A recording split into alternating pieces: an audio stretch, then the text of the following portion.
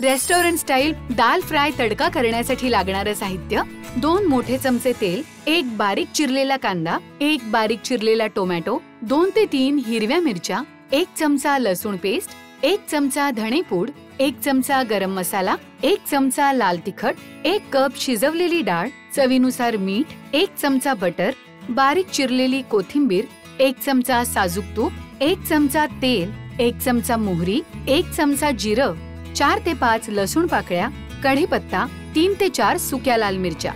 गरम तेलात कांदा सोनेरी रंगावर परतायचा. यात टोमॅटो, हिरव्या मिरच्या, लसूण पेस्ट, धणेपूड, गरम मसाला, तिखट आणि यात शिजवलेली डाळ घालायची. चवीप्रमाणे मीठ, बटर, कसुरी मेथी एकजीव करत यावर आवडीप्रमाणे कोथिंबीर घालायची. आता तेल आणि तुपाच्या फोडणीत मोहरी, जिरं, लसूण, कढीपत्ता आणि सुक्या लाल मिरच्या घालत हा तडका दाल फ्रायवर घालायचा. झाला आपला रेस्टॉरंट स्टाईल दाल फ्राय तडका तयार.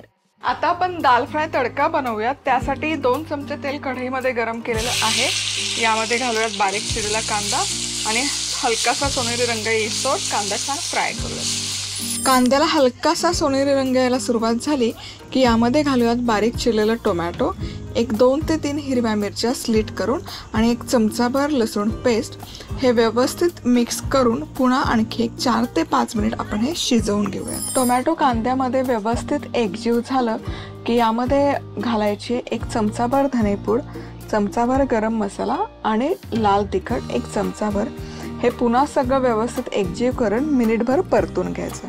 यामध्ये घालायची शिजवलेली डाळ, चवीपुरतं मीठ, 1 चमचाभर बटर जे की ऑप्शनल आहे आणि कसुरी मेथी 1 चमचाभर. आता हे व्यवस्थित एकजीव करून घ्यायचं आणि हा दाल फ्राय साधारण आणखी 4 ते 5 मिनिटं शिजवून घेऊयात. आणि तुम्ही इथे बघू शकाल दाल फ्राय मस्त शिजवून झालेला आहे. आता यामध्ये घालूयात बारीक चिरलेली कोथिंबीर.